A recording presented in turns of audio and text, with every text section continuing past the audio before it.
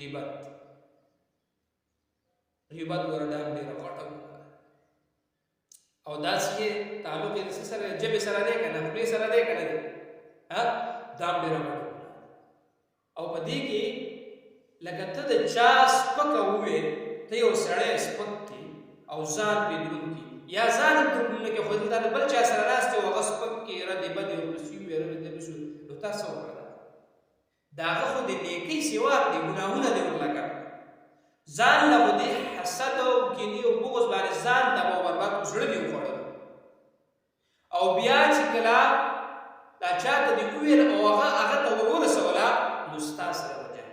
ستانه خبر شو پته وس پرې درو کنه نو تاسو سره وجه او هغه به چې کوم دی هغه په معاشره کې شر خور شي نقصان خور شي سوره سختار او د دې تعلق د چا سره جبه سره او دا دومره عام دی په معاشره کې ته یقین وکړه چې څوک به دې ته غیبت وي بل سپکوا بل کټکوا بل پس ګډې وډې وایه خو څوک دا نه وایي چې مطلب دا دی داسې غیبت کوم دا عظیمه ګناه ده الغیبة اشد من الزنا یو روایت داسې دی چې دا خو د زنا نم ډېر بره بل حدیث کې راځي لکه دا ورور ویني زوی چې واخې چې خوري دونه غټه خوري خو لیکن نن سبا په معاشره کې په دې باندې دومره کوشش او دومره محنت شروع دی چې څوک دې ته وایي نه چې دا ما د ګناه کار نه څوک په دې خفګان کوي نه چېرته په دې باندې چا استغفار ویل نه چېرته دا چا محسوسه کړه چې یاره زه د دې کس نه معافي غواړم چا راته غیبت کړی حالانکې د بنده حق الله پاک وایي د بنده حق درته ورسوي زه به درته خپل معاف کړم که زما نافرماني دې کړې وه که زما نه دې بغاوت کړی نو زه به درسره ګزاره وکړم خو د بنده حق درته نه معاف کوم ځکه چې دا به درته هغه معاف کوي که هغه درته معاف کړو خو صحیح ده که هغه درته معاف نه کړو نو ګوره زما نه به یې د عفو طلب دا څومره غټه ګناه ده د دې تعلق د ژبې سره او چې روژه وي او داسې ګناهونه وکړو نو د هغه روژې نه به موږ څه د آخرت استفاده وکړو یا د هغه روژې نه به موږ څه د خیر او د الله نه به عفو وغواړو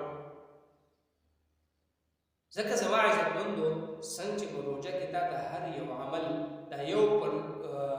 اویا میلاویږي نفل درته فرض کېږي ګوره ګناه یې ډېره ده ګناه یې ډېره او زه تاسو ته یو خبره وکړم چې الله رب العزت په روژه کې په تاسو باندې حلال شیزونه حرام لکه روټۍ سهار د بانګ نه تر د ماښام بانګه پورې دا په تا حرام شوه اوبه حلال دي ستا لپاره هغې در باندې حرام کړل د بیبي سره جما کول هغه درته ګوره حلال او هغې در باندې حرام ده سهار نه د ماښام نو چې حلال شیزونه در باندې الله په روژه کې حرام کړه او هغه ابدي حرام چې دي چې په رمضان بغیر د رمضان نه غیر رمضان کې هغه حرام دي ته په روژه کې هغه شی نه کې نو ته به د الله نه څه د مغفرت مطالبه وکړې او ته به د الله نه څنګه خیر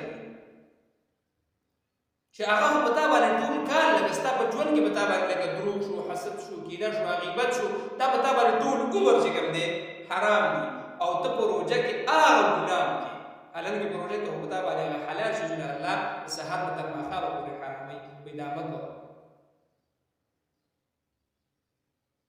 نو دې نه پرته ولګېده زما عزتمندو چې روژه ډېر زړه صفایي غواړي روژه کې چې کوم دی ډېر د اخلاص نه ډک عبادت پکار نو د زبان د ژبې سره تعلق ساتلو دویمه ګناه ده او نور به انشاءالله دې کې چې کوم دی د اترې د عملو په تفصیل سره د خیر سره بیان الله رب العزت دې موږ د غیبت نه د دروغو نه د داسې ګناهونو